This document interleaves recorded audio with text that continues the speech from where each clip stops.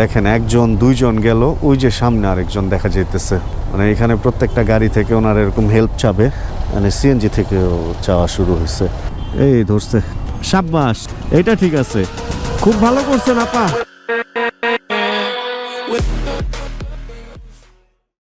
কে YouTubing? হ্যাঁ YouTubing করি ভাইয়া। তোমরা এখানে কি করো? তোমরা কি করো এখানে? ঘুরতে? মাদ্রাসায় পড়ো? কোথায়? হ্যাঁ কি নাম?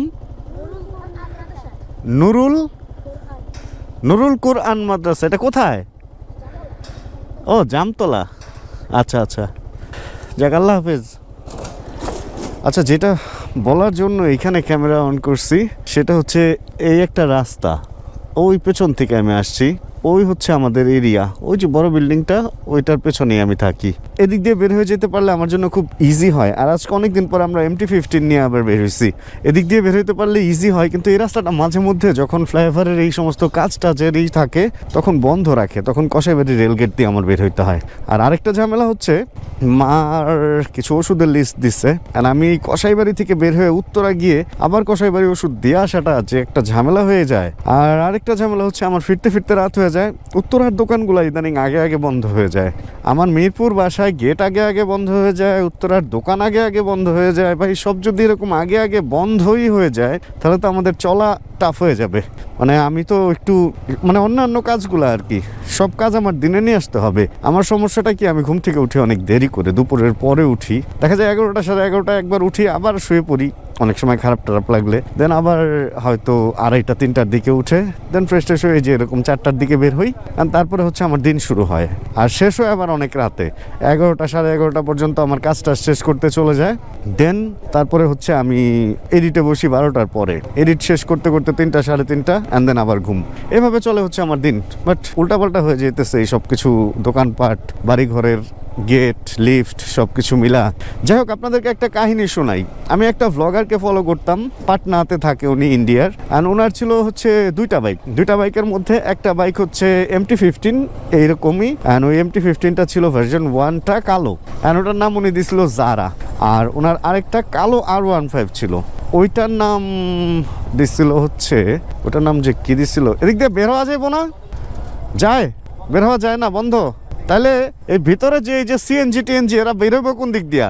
কসাইবাড়ি দিয়া? ও আরে ধরা খেয়ে গেলাম রে। খুব বলতেছিলাম যে এদিক দিয়ে আমার জন্য শর্টকাট হয়। আজকে আমি দুইবার রাস্তা ভুল করছি। এক হচ্ছে কসাইবাড়ি বাজারের ভিতরে দিয়ে বেরোতে যায় দেখলাম এখানে ওয়াল করে দিছে, আর একটু এখানে। আচ্ছা, যেটা বলতেছিলাম, যারা ছিল হচ্ছে MT-15টার নাম, আর আরেকটা বাইক ছিল ওইটার নাম ছিল, ওটার নামটা আমার এখন মনে পড়তেছে না, মনে পড়লে পরে বলবো নি। ওই দুইটা বাইক নিয়ে উনি খুব জিগজ্যাগ করে রেস করতো, দুই বাইক এরকম বন্ধু বান্ধব বের হয়ে ওরা রেস টেস করে ভিডিও দিতে। আর আমার দেখতে ভালোই লাগতো, করতে ভালো লাগতো না এগুলা, বাট দেখতে ভালোই লাগতো। তারপর পরবর্তীতে সে কিনলো হচ্ছে একটা Z900 কাওয়াসাকি, Z900 যেটারে আর কি বলে। আর ওইটা কেনার পরে উনি মাঝে মধ্যে 100 150 200 এরকম, 150 180 এরকম টান দিত। কিন্তু পরে আস্তে আস্তে কি হলো জানেন, আস্তে আস্তে উনি অনেক সভ্য ভদ্র হয়ে গেল, এবং এখন মাঝে মধ্যে টান উঠায়। কিন্তু ওই বড় বাইকটা নেওয়ার পরে উনি কিন্তু আর এরকম জিগজ্যাগ করে না, মাঝে মধ্যে স্পিড তোলে বাট জিগজ্যাগ আর করে না, কারণ সব বাইকের কাজ সব না। একটা সাইকেল দেখবেন অলওয়েজ প্যাডেল দেওয়ার সাথে সাথে নাচানাচি করতে থাকে, জিগজ্যাগ করতে থাকে মনে মনে মনে মন। একটা অল্প সিসির বাইক 50 সিসির বাইক দেখবেন প্রচুর ডানে বায়ে নাড়াচাড়া করতে থাকে। একটা 125 সিসির বাইক দেখবেন যে আরেকটু কম নাচতে থাকে। 150 সিসির বাইক মোটামুটি নাচানাচি অনেক কমে। 250 300 350 যখন যাবেন দেখবেন যে আরো স্টেবল। অনেকে 410 বা 400 সিসির যে বাইকটা হিমালয়ান রয়্যাল এনফিল্ডের, ওইটা চালায় আসে ইন্ডিয়া থেকে, বলে ও কি স্টেবল। আসলে এরকম স্টেবল, যত সিসি বাড়বে বাইক তত, ওয়ালাইকুম আসসালাম ভাইয়া, বাইক তত স্টেবল হবে। অ্যান্ড আসলে স্পিডি বাইক যেগুলো, পাওয়ারফুল বাইক যেগুলো, ওগুলো অনেক স্টেবিলিটি বেশি থাকে, অ্যান্ড ব্রেকেও কনফিডেন্ট বেশি থাকে। আর একটা জিনিস যেটা বোঝানোর জন্যই, মানে যে জিনিসটা হচ্ছে আমার মেইন, ওটা হচ্ছে যে দেখেন উনি আগে যখন অল্প সিসির বাইক চালাইতো তখন ওনার কেরামতি বেশি ছিল রাস্তায়, এবং যখন আস্তে আস্তে বেশি সিসির বাইকে গেল তখন কিন্তু ওনার কেরামতি কমতে শুরু করলো। আসলে ব্যাপারগুলো এরকম, যখন পাওয়ার আপনার কাছে থাকবে তখন আপনি কথায় কথায় পাওয়ার দেখাবেন না, কিন্তু যখন আপনার কাছে পাওয়ার কম থাকবে তখনই আপনি কথায় কথায় দেখানোর চেষ্টা করবেন যে আপনার অনেক পাওয়ার। ভাই বন্ধ বন্ধ বন্ধ, যায় লাভ নাই। অনেক পাওয়ার দেখানোর জন্য মানে অনেক কেরামতি করতে যায় অনেক ঝামেলায় পড়বেন। এই জন্য সিসি লিমিট যদি বাংলাদেশে বাড়ে এটা কোনো বড় ভয়ের কারণ যে হয়ে যাবে ব্যাপারটা তা না। আর সিসি লিমিট বাড়লে ওই বাইকগুলোর দাম যেরকম হবে ওই দামগুলাতে বাইক কিনে কেউ আসলে রাস্তায় জিগজ্যাগ করবে না, ওই বাইকগুলোকে যত্নেই চালাবে, এরকমটাই হবে। আর আমি এটা কই যেতেছি আসলে, এদিক দিয়ে ঢুকে গেছি ভাই, বের হওয়ার রাস্তা পাইলাম না, খুব ফাপড় হয়ে গেল। চলেন কসাই বাড়ি দিয়ে বের হই, তারপরে একটু কাজটা যে আছে ওগুলা সারি। অবশেষে এই জায়গার রাস্তা একটু ফাঁকা পাওয়া গেছে। জ্যাম ট্যাম পার হয়ে বের হইতে আমার আসলে অনেক ঝামেলা হয়ে গেছে একদম, মানে গাড়ি টাড়ি সব। আর এয়ারপোর্ট রেল স্টেশনের পেছনের পার্কিংয়ের যে গাড়িগুলা এইগুলাও সব এখন কসাই বাড়ির এদিক দিয়ে ঢুকে। তাহলে চিন্তা করেন অবস্থাটা কি হয়ে গেছে। ছোট্ট একটা রেল গেট, এর মধ্যে পুরাটা থাকে রিক্সা দিয়ে আটকায়। এটা যদি খেয়াল না করা হয় মানে এলাকার লোকজনের খুব দুর্ভোগ হইতেছে। যাই হোক, ওয়েদার আজকে অনেক বেশি সুন্দর, মানে এই জায়গাটাই আমার খালি চোখ যায়। এই জায়গাটাই দুনিয়ার সব সিএনজি গাড়ি টাড়ি যা আছে থামায় এই জায়গায় মূত্র বিসর্জন করতে হবে। কি যে একটা অবস্থা হয়ে গেছে এই জায়গাটা। সুন্দর একটা ফাঁকা জায়গা, কিন্তু এখানে এইসব মানে ওইখানে এইসব অদ্ভুত কাজগুলো হয়। সে একটা আকাশ তো তুফান। আগে যখন প্রথম আমরা উত্তরাতে আসি এই এলাকার এই এত বড় বড় বিল্ডিং তখন ছিল না। তখন এই জায়গাটা এত বেশি সুন্দর লাগতো, রোদের নামাটা দেখা যেত। আগে তো এক সময় এয়ারপোর্টের প্লেনের আওয়াজে এদিকে আসলে অনেক, এই ভাই কি ধোয়া মারতেছে, কি অবস্থা। যাই হোক, আগে প্লেনের আওয়াজ অনেক পাওয়া যেত, প্লেন দেখাও যেত রানওয়েতে এই রাস্তা থেকে। কিন্তু এখন আর ওই যুগ নাই ভাই। ওর তো পিস্টন তো সাইলেন্সার পাইপ দিয়ে বের হয়ে যাবে, ওকে বুঝতেছে না যে ওর পিস্টন চলে গেছে, ইঞ্জিন সিজ করবে এভাবে যদি পেট্রোল ফুরাইতে থাকে। পুরা মানে গন্ধ যে পাইতেছি পেট্রোলের, কেরোসিন তেল দিয়ে চালাইতেছে কিনা কে জানে, এত ধোয়া মারতেছে মোটরসাইকেলটা।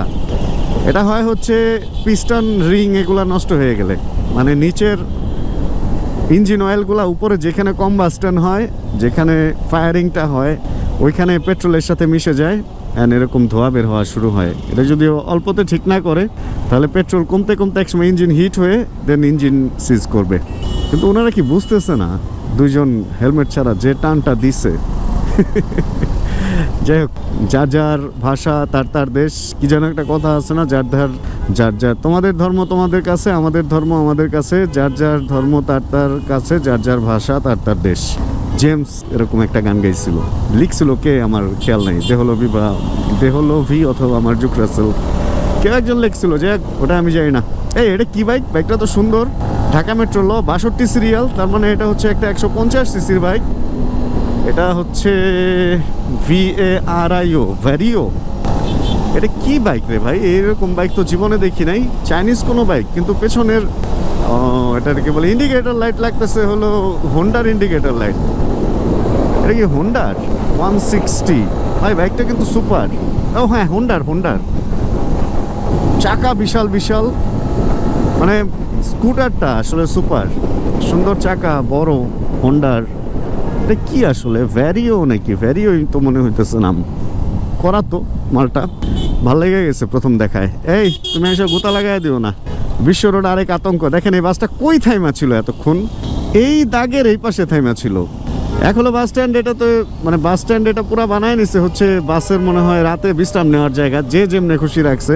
আর রাস্তার মাঝখান পর্যন্ত এরা এই শৌখিন ঢাকা ময়মনসিংহ ঢাকা রাস্তার মাঝখান পর্যন্ত একদম আটকায় রাখে। আমি আমার ব্লগিং লাইফের শুরু থেকে এই কথাটা বলি যে বিশ্ব রোডের বাস স্ট্যান্ড, এই যে এই পার্টটা মানে এয়ারপোর্ট থেকে মেইন সিটিতে ঢোকার সময় লেফট সাইডে যে বাস স্ট্যান্ডটা পড়ে, এটা হচ্ছে ঢাকা সিটির মধ্যে সবচেয়ে রিস্কি একটা বাস স্ট্যান্ড, যেখানে রাস্তার অর্ধেকের বেশি 3 ভাগের 2 ভাগ বা 4 ভাগের 3 ভাগ রাস্তা আটকায় রাখে বাস। আর এরকম আরেকটা আছে খিলক্ষেতে। তারপরে খিলক্ষেতেটা তো গাড়ির চাপে টাপে একটু কমছে, মানে খিলক্ষেত হচ্ছে যাওয়ার সময় এয়ারপোর্টের দিক ঢাকা সিটি থেকে যাওয়ার সময় যে বাস স্ট্যান্ডটা, এটাও এরকম আটকায় থাকতো।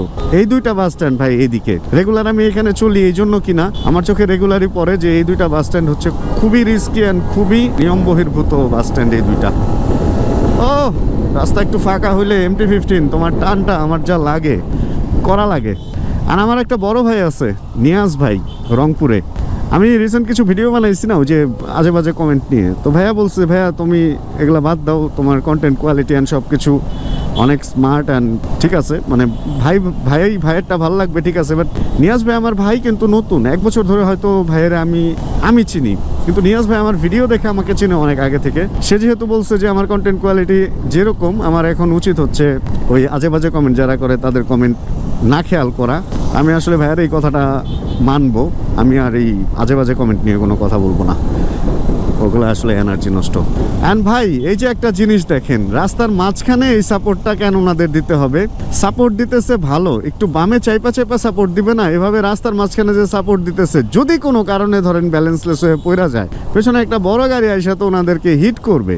ওনারা কি এই সিম্পল জিনিসটা বুঝে না যে একজন আরেকজনকে যখন সাপোর্ট দিবে তখন ব্যাপারটা একটু রাস্তা থেকে একটু চেপে একটু কর্নার দিয়ে দিতে হবে? রাস্তার মাঝখানে যে আসে একজন আরেকজনকে সাপোর্ট দিতেছে, কি ধরনের ব্যাপার এগুলা?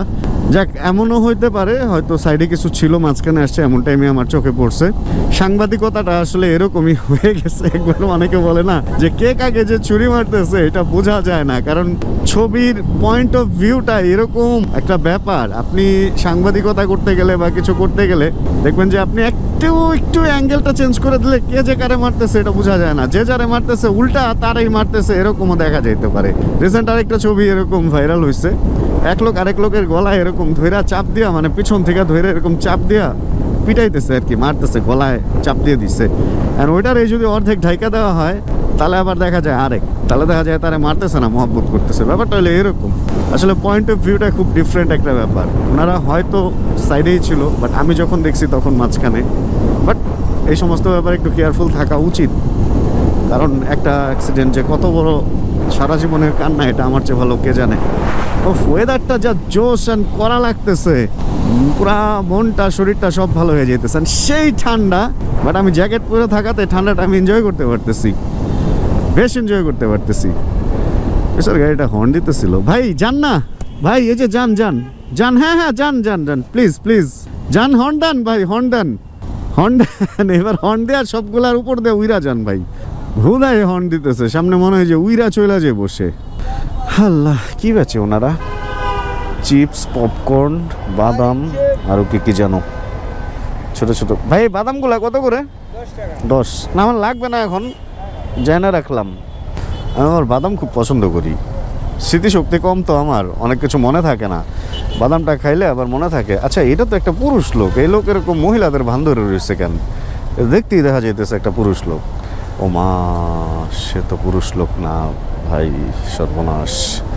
আমার ওনাদেরকে ভয় লাগে না, আবার লাগে। আর এই জায়গাটা হয়ে গেছে হচ্ছে ওনাদের রাজত্ব। দেখেন, একজন দুইজন গেল, ওই যে সামনে আরেকজন দেখা যাইতেছে, ওনারা হচ্ছে এই জায়গায়, ওই যে আরেকজন, 4 জন। মানে এখানে প্রত্যেকটা গাড়ি থেকে ওনারা এরকম হেল্প চাবে, মানে সিএনজি থেকেও চাওয়া শুরু হয়েছে।